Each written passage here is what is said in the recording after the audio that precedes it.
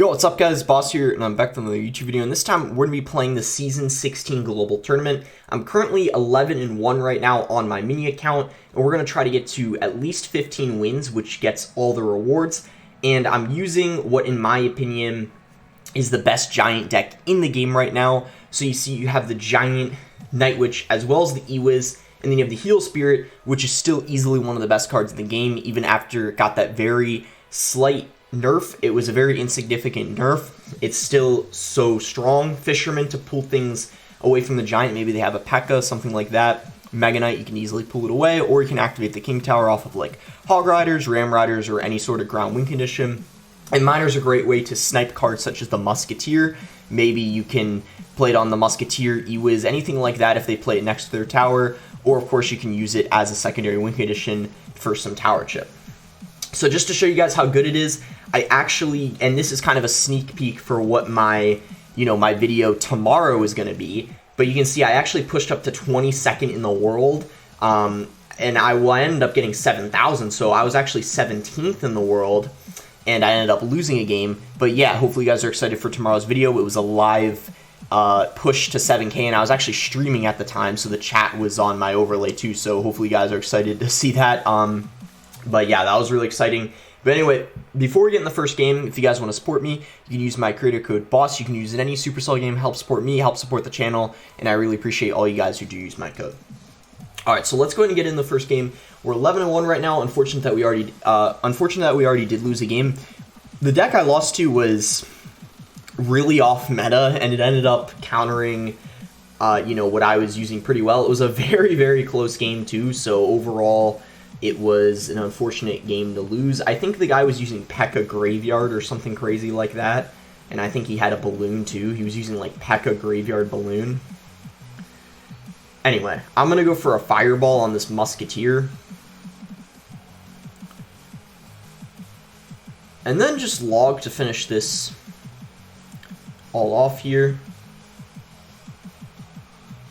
And a very aggressive push on his end. The balloon might end up getting a connection, but overall it was a lot of elixir spent for him, and now he has to deal with this counter push, and if he spends too much elixir countering this, I'm just going to go for a Giant in the back. Well, actually, right now, I'm going to Heal Spirit. This is going to heal up the Ewiz, and that Ewiz is going to get a couple extra shots on the tower because of that. He's going to Bar Barrel, and just like that, I think he's in a horrible situation. That's why when you're using Loon Cycle, obviously you want to be a little aggressive, but you don't want to be insanely aggressive, insanely aggressive and go for a Lumberjack Loon at the bridge for absolutely no reason, because you're just going to get punished. So he's clearly, not going to learn his lesson. He's going to do the exact same thing. So we're going to be able to defend this really easily. The balloon's only going to get one connection on the tower, and we're going to take his tower. So he's just going to be in an awful situation going into double elixir here. In fact, we could even take his second tower just because of how low on elixir he is right now. Night Witch is at 1 HP, and oh boy, things are just... You know what? I think we just go for the 3 crown. It's good game. He's low on elixir. I mean, wow. Everything went wrong for this guy after that first Lumberjack Loon push. And overall, I think it's a good matchup for us anyway, because he doesn't have a big spell, so the Night Witch, as you saw, just was a nuisance for him to deal with, and he just had such a difficult time taking it off the board. So yeah, he's gonna give the crying face. He's obviously, a little upset. Okay, here we go. So we found our next game. We'll give him the good luck. And if these games go by really quickly, I'll probably play one more and go for 16 wins. It just depends on how long. But if the games are really quick like that one was, then I might end up playing one more. I'm going to Giant in the back. If someone splits Skeleton Dragons, Giant in the back is usually a pretty good play because they're down 4 elixir, and you can easily just ignore the other Skeleton Dragon. This is why the Ewiz is so good in the deck, because if they do have the Inferno Drag, it's just such a good counter to it. It's like a complete hard counter, especially if they don't have Fireball. But if they do end up having the Fireball, of course they can take the Ewiz off the board really easily. But if they're using the Lava Loon deck with arrows and zap, I mean, the Ewiz is just amazing against the Inferno Dragon. They have no way of killing the Ewiz, and he already lost, just like the last guy. I mean, I don't know if this guy necessarily did anything wrong. I think in this case, this guy just got a little bit, you know, unlucky, because all he really did was cycle an Inferno Drag, not knowing that we had the Ewiz, and he got punished really hard after it. Although I would say him splitting Skeleton Dragons in the back, you know, pretty much wasting 4 Elixir, and also right after doing that, cycling an Inferno Drag without knowing if we, you know, because we did have a Giant, and Giant usually is paired with, you know, Ewiz, or some sort of stun, so you could argue it wasn't a very smart thing for him to do, but he definitely got, you know, a little bit unlucky. I will give him that. So he's probably going to go for Barbarians here, most likely. So I'm going to go for Prediction Fireball. Ooh. That, definitely a bit of a mistake there on my end.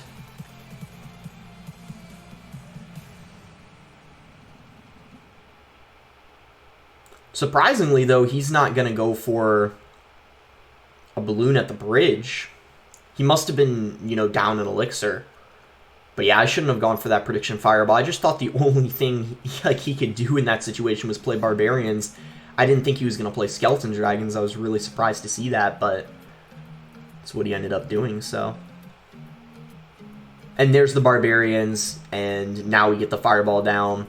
That's what I should have done, to be honest. I don't think the Prediction Fireball was a great idea. I think it was a little greedy, to be honest, but it's not going to end up costing us the game.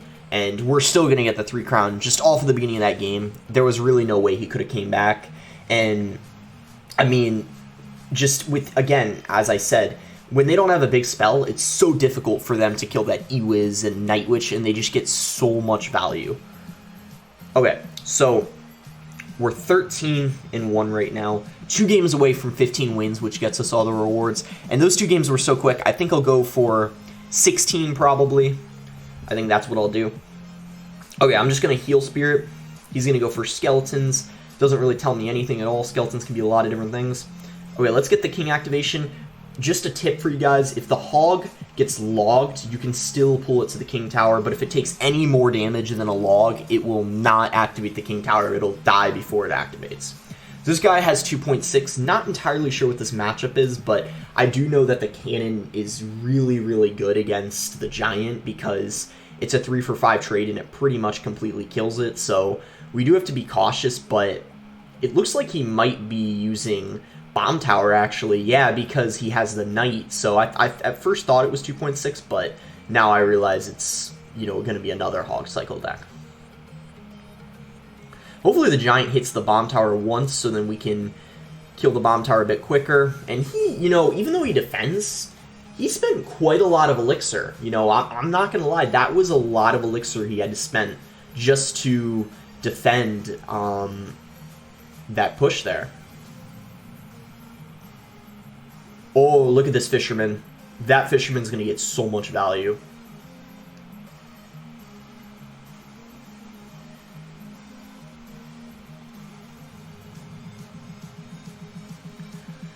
Alright, I'm going to kind of space out some things here just to try to force Elixir out of him in both lanes and make things a little bit difficult for him because he has the Night Witch to deal with on the right lane and then the Ewiz on the left lane. And it overall was too much for him to deal with. I didn't want to play everything in the same lane because he obviously has the Bomb Tower, which does end up splashing things, so that's the main reason. I'm gonna, you know what, I'm kind of okay with this Hog getting a little bit of damage just because I'm pretty confident in double Elixir we're going to have a really easy time breaking through because I'm pretty sure his spell is Earthquake, and his Earthquake does nothing at all versus my deck. Like, it literally doesn't get any value whatsoever. None. So it's just pretty easy for us to break through and, you know, get spell damage, like fireballs on his Musketeers if he plays them too close to the tower, and we can get value off of our spells. But he, on the other hand, with the Earthquake does absolutely nothing for him in this matchup. I mean, we don't have a building, you know, it's not going to do anything for him. Earthquake is sometimes good against things, you know, like skeletons and stuff like that, because the Earthquake does one-shot skeletons, but like in this current deck we're using, it does pretty much nothing. So it was a really easy matchup. And the other, and guys, like, I'm just going to be honest, this might be looking really easy, but this, oh, and I'm going to find the deck I lost to, just so you guys know. Yeah, like I said, it was this P.E.K.K.A. graveyard deck, this random deck, but that's why, guys, I had such a good push on ladder today, climbing up like 200 trophies, and I got to 7K, because this deck is so good in the meta. The other thing that a bunch of people are using in the top of ladder right now is Expo, and this deck destroys Expo, because the Night Witch is so annoying, and like the Fisherman too gets a lot of value, pulling away like Ice Golems and Knights and stuff like that. So this deck, this meta, is just, I think, going to be really solid. It also beats Logbait, which I, for some reason, saw a lot of people using Logbait on ladder recently. Some people are using it with the Electro Spirit, still does good against that variant as well. Anyway, this guy's got the Miner, he's going to have the Inferno Drag as well. Could this potentially be another Lava Miner deck? It could be. And yeah, it looks like that's what it's going to be, because he goes for Barbarians at the bridge. So I'm going to go for a Giant. His only play right now, I think, is going in for Skeleton Dragons. So I'm going to go ahead and... Ooh, interesting. He's going to go for a Defensive Lava on that Ewiz. And he's got Baby Dragon and doesn't end up having the Skeleton Dragons. So interesting variant on his end, and also a very interesting decision going for that Defensive Lava Hound. I don't think that's going to end up paying off. Could be speaking too soon. If he does take the tower, I'll change my mind, but I don't think he's going to come anywhere near taking our tower, especially because I have the Ewiz, Fireball, and Cycle, everything I need, and once again, just such an incredibly easy defense, kind of like it was versus, or just started this game, kind of like it was versus that first Lava deck, and just so many of these games are just going by so quick. It's pretty crazy, actually. And he's gonna Miner. I can just pull it away with a Fisherman, and I'm probably gonna set up for a 3-crown push, most likely. I mean, oh, never mind. He's got the Barbarian, so I'm not gonna go absolutely crazy right now. There's no point in doing that. However, I am going to, if he's going Lava in the right lane, I am now going to pressure for the King, because just a tip with this deck, if you're versus Lava Hound, you want to go opposite lane of the Lava Hound. You don't typically want to play into it. He's going to play Barbarians, so I already had the Log at the ready, Heal Spirit healing everything up, and just, my goodness, guys, everything is just going so well for us, and things are falling apart for him so quickly. So we can just Fireball, and yeah, we already won. Guys, what is with this? These games are just so quick. I mean, I don't know what to say. These games have just been insanely quick, like every single one. Like I've only been the initial goal of this video was getting to 15 wins. I've only been recording for 13 minutes, and we played 4 games already. Is that crazy or what? And at the beginning of the video, like always, I always talk about the deck for a couple minutes. So of actual time playing, it's like 11 minutes, and we got 4 games in. That's weird. Wow. Anyway, let's keep going. I'll play one more, and if this one's extremely quick too, maybe I'll even play another. I don't know. So this guy's got a Bar Barrel and an Ice Wizard. I'll just go for an Ewiz in the back.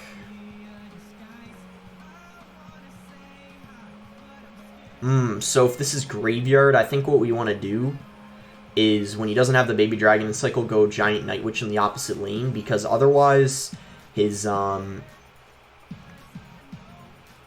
Baby Dragon is going to be really difficult to break through. So I need to be really aggressive when he doesn't have the Baby Dragon in rotation.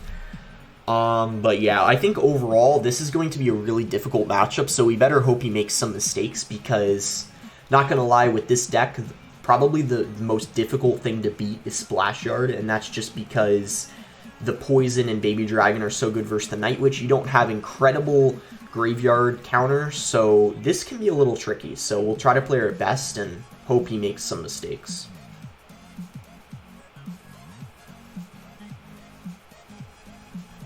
And I don't know why he takes the entirety of that fisherman on his tower. That was not very smart, I feel like. I don't know what the decision making was there, why he thought that was a good idea, because he just gave me about a 1,000 hit points lead. So I don't, again, no idea what he's doing, but I'll take it. I mean, that's good for me, I guess, so I'm not complaining.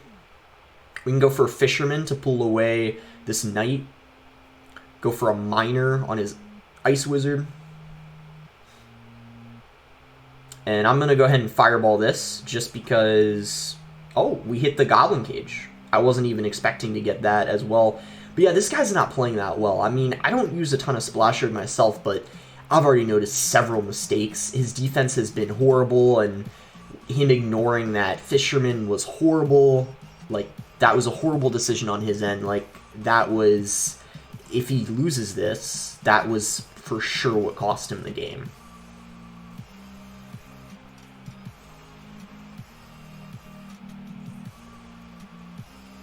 But it is not over yet. As I said, it is a pretty difficult matchup, and we don't have a ton of graveyard answers. So you can see he's starting to, you know, adjust, and he's starting to play a little better, and he could potentially make a comeback if we're not careful. I am going to fireball this because it's going to get the Ice Wizard off the board. It's going to get us tower damage, and it's going to just put us closer to taking the tower.